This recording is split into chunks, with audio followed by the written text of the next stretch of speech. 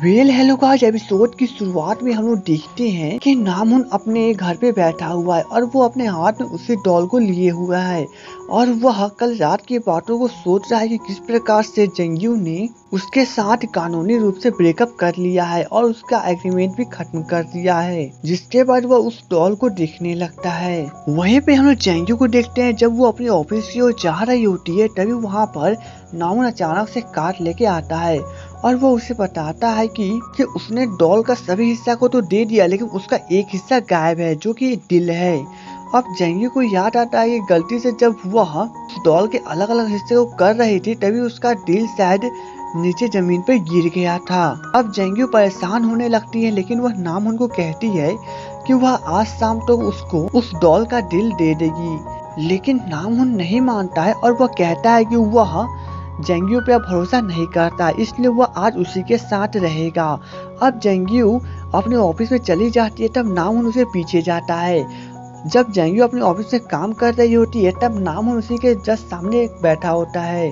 बाद में जब जंगयू खाना खाने के लिए जाती है, तब नामुन भी उसके सामने आके खाना खाने लगता है। अब जब जंगयू बाद में कुछ ज्यादा ही मेहनत कर रही होती है, तब नामुन उसके लिए चिकन भिजवाता है और वह दरवाजा के जस्ट सामने खड़ा होता है, लेकिन जंगयू उस चिकन को अपने बगल वाले स्टाफ को दे देती है। तब नामुन का मुंह पूरी तरह से लटक जाता है। थोड़ी देर के बाद जब जंगयू फाइल को लेके बॉस के पास जा रही होती है, तभी वहाँ पे नामुन बैठा होता है और वह उसे देख के काफी खुश होती है, लेकिन अचानक से वह नाटक करने लगती है कि उसे कोई फर्क नहीं पड़ता। वहीं पे हम लोग जुनसू को देखते हैं जो कि अपने ऑफिस में है और वहाँ पर वह सुंजी की चेकिंग कर रहा है। तभी सुंजी की नजर जुनसू के पीछे फोटो पे पड़ती है, जहाँ पे जंगयू स्विमिंग कॉस्ट्यूम में है और उसके साथ जुनसू भी है। तभी सुंजी को याद आता है कि जब 5 साल पहले वह स्विमिंग देखने के लिए कोरिया में आई थी, तब वहाँ पर जंगयू ही परफॉर्मेंस कर रही थी, लेकिन वह अचानक से ही परफॉर्मेंस को बीच में रोककर वहाँ से चली गई। जिसके बाद वह जुनसू को बताती है कि वह हमेशा से सोचती रही कि जंगयू को उसने कहीं तो देखा है, लेकिन आज उसे याद आया कि उसने उसे स्विमिंग कॉस्ट्यूम में देखा था। जिसके बाद वह जुनसू को बाय कह के वहाँ से चली जाती है।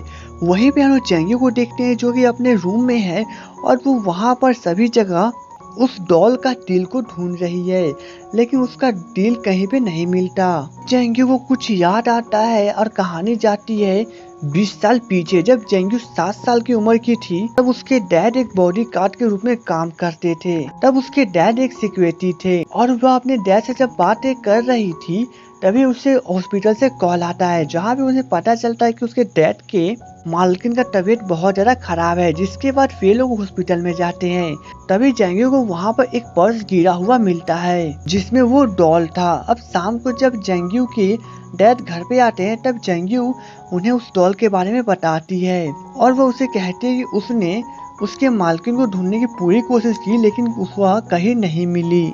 अब कहानी प्रेजेंट में आती है, जहाँ पे जंगयू इसी बात को याद कर रही है। वहीं पे हम लोग नामुन को देखते हैं, जहाँ पे युग उसके पास आता है और वो उसे बताता है कि यूमी को भी लगता है कि वो उसके साथ प्रैंक कर रहा है, इसलिए उसने उसके साथ ब्रेकअप कर लिया है। तब नामुन उसे पूछता है कि जब पहले लड़कियां उसे दूर भागती थी, तो वो किस प्रकार से अपने आप को बचाता था। जिसके बाद युग अपनी पुरानी घसीटी हुई बातों को उसे बताने लगता है। वहीं यूमी जब ऑफिस की ओर जा रही होती है, तभी सुंजी उसके पीछे आती है और वह उसे थोड़ी देर बातें करने के लिए कहती है। जिसके बाद वे लोग एक कॉफी कैफ में पहुंचते हैं। तब सुंजी उससे बताती है कि वो शुरू से सोच रहे थे कि उसने जंगयू को कहीं तो देखा है और उसे सब कुछ बता देती है कि उसने उसे स्विमिंग कंपटीशन में देखा था और साथ में वो उसे पूछती है कि 5 साल पहले वो स्विमिंग कंपटीशन छोड़ के क्यों चली गई। तब जंगयू उसे बताती है कि उसका कारण एक लड़का था जिससे वो प्यार करती थी, लेकिन वह विदेश जाने वाला था, इसलिए वो कंपटीशन छोड़ के उसके पीछे गई, लेकिन वह लड़का उसे वहीं पे छोड़ के चला जाता है। अब उन दोनों में काफी देर तक बातें होने के बाद जंगयू ऑफिस में चली जाती है। अब से शाम को जाता है, जहाँ पे जंगयू जब घर पे जाती है, तभी जुनसू से कहता है कि उसने सिनेमा हॉल की 2 टिकटें ली है और वो उसके साथ मूवी देखना चाहता है, लेकिन जंगयू बहुत परेशान होती है, इसलिए वो उसे मना कर देती है। तभी उधर से जंगयू के डैड आते हैं और वह नाम उनके बात को सुन चुके थे, इसलिए वह नाम उनके कानों के पास जाके उससे कुछ आइडिया देते हैं। अब थोड़ी देर के बाद जब जेंग्यू रूम से बाहर निकलती है तब वह देखती है कि नामुन ने अंगना में ही पर्दा गिराकर मूवी चालू करके रखा है। जिसके बाद जेंग्यू उसी के साथ बैठ के वहाँ पे मूवी देखने लगती है। अब से नेक्स्ट डे पे जाता है जहाँ पर जेंग्यू जब ऑफिस में जाती है तब उसकी बॉस उसे बताती है कि आज उसके पास नया क्लाइंट आया है और वो काफी ज्यादा अमीर है और वो उसके लिए अगर कोई लड़की को ढूंढ देती है तो उसकी कंपनी को फिर से बहुत ज्यादा प्रॉफिट होगा। अब जेंग्यू बहुत खुश होकर उस क्लाइंट से मिलने के लिए जाती है, लेकिन तभी हम लोग को पता चलता है कि वो क्लाइंट कोई और नहीं नामुन है, जो कि जेंग्यू के सामने ही बैठकर वो अपनी बातों को बताता है। अब जेंग्यू काफी ज्यादा परेशान होकर उससे पूछने लगती है कि उसे कैसा लड़की चाहिए। तब नामुन हूबहू जेंग्यू की चाहिए बताता है और वह उसकी हरकतों को भी बताता है। अब जेंग्यू को गुस्सा चला आता है और वो उसे कहती है कि बहुत जल्द वो ऐसी लड़की को ढूंढ के लेके आएगी, लेकिन इसका चांसेस बहुत ही ज्यादा कम है।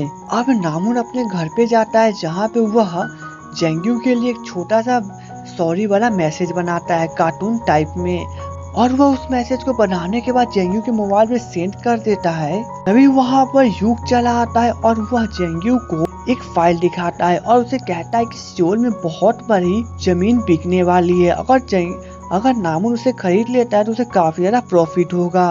वहीं पे हम लोग जेंग्यू को देखते हैं जो कि नामुन के द्वारा भेजा गया कार्टून टाइप के वीडियो को देख रही है और वो वहाँ पे काफी मुस्कुराती है। तभी वहाँ पे उसकी बॉस आती है और उसे बताती है कि आज उसके पास फिर से एक न्यू कस्टमर आई है और वो भी काफी पैसे वाली है। जेंग्यू उससे मिलने के लिए उसके ऑफिस में जाती है जहाँ पे हम लोग चार्ली को देखते हैं जो कि उसकी फोटोशूट कर रहा होता है। अब शूटिंग खत्म होने के बाद हमें पता चलता है कि यह लड़की कोई और नहीं सुंजी है। अब सुंजी को देखने के बाद जेंग्यू तो पहले से हैरान थी ही, लेकिन अब उन दोनों में बातें होने के बाद सुंजी उसे बताती है कि नामुन अपने लिए एक लड़की को ढूंढ रहा है और वह किसी प्रकार से उसकी डेटिंग उसके साथ करवाए। तब जेंग्यू उसे कहती है कि वो ऐसा नहीं कर सकती क्योंकि नामुन का पसंद कोई और है और उसकी पसंद थोड़ी सी भी सुंजी के साथ नहीं मिलती, लेकिन वो कोशिश करेगी। अब जेंग्यू सुंजी से बातें करने के बाद नामुन के घर पे जाती है और वह उसे फाइल देते हुए कहती है कि उसने उसके लिए एक लड़की को ढूंढा है जिसकी आदतें थोड़ी थोड़ी उसके पसंद के अनुसार मिलती है, और बस वो इतना ही कह के वहाँ से चली जाती है। तभी वहाँ पर यूक उसका मजाक उड़ाने लगता है, लेकिन नामुन कुछ और सोच रहा था और हो कुछ और रहा है। अब सीन कट हो जाती है जहाँ पे नामुन उस लड़की से मिलने के लिए पहुँचा हुआ है और तभी थोड़ी देर में वहाँ पे सुंजी चली जाती है। अब सुंजी को देखने के बाद नामुन सब कुछ समझ जाता है, जिसके बाद वह जेंग्यू को कॉल करता है और वह उसे पूछता है कि वो कहाँ पे रह गई। अब जेंग्यू कहते हैं कि अभी वे दोनों एक दूसरे के साथ मीटिंग करें और थोड़ी देर में वो पहुंचेगी, लेकिन तभी अचानक से एक बाइक उसके सामने से गुजरती है और उसे कस के चिल्लाने की आवाज जेंग्यू के कानों में जाती है। अब जेंग्यू यह सुनने के बाद काफी ज्यादा परेशान हो जाता है और वह दोबारा कॉल करने की कोशिश करता है, लेकिन उसका मोबाइल बंद होता है। तब वो परेशान होकर दौड़ते हुए वहाँ पे जाता है। वहीं पे हम लोग जेंग्यू को देखते हैं जो कि पूरी तरह से ठीक है और उसका मोबाइल नीचे गिर गया था, इसलिए शायद स्विच ऑफ हो गया था। तभी नामुन वहाँ पे काफी दौड़ा हुआ चला आता है और वो जेंग्यू को ढूंढने लगता है। अब वह जेंग्यू के देखने के बाद वो उसके पास जाकर अचानक से गले लगा लेता है, जिसके बाद नामुन वहाँ पे रोने लगता है कि अगर जेंग्यू कुछ हो जाता तो उसका क्या होता। जिसके बाद जेंग्यू को भी काफी बुरा लगता है और वो भी उसे गले लगा लेती है और वहीं पे सुंजी खड़ा होकर उन दोनों को देख रही होती है।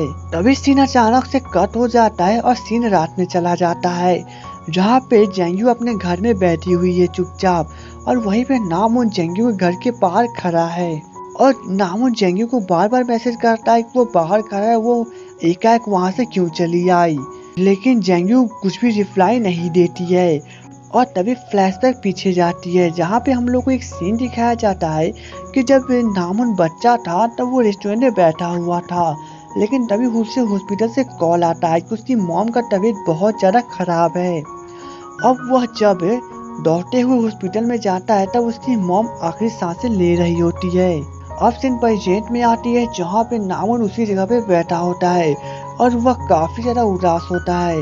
अब इधर बाहर में नामुन जहाँ पे खड़ा होता है वहाँ पे बारिश शुरू हो जाती है, लेकिन नामुन वहाँ से नहीं हिलता है। वो जहाँ पे नामुन उसी जगह पे बैठा होता है और वह काफी ज्यादा उदास होता है।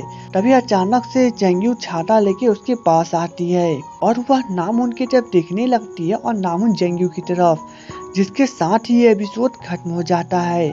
तो दोस्तों उम्मीद है आपको मेरा एक्सप्लेनेशन अच्छा लगा होगा। तो मुझे सपोर्ट करने के लिए मेरे वीडियो को लाइक और चैनल को सब्सक्राइब करना ना भूले।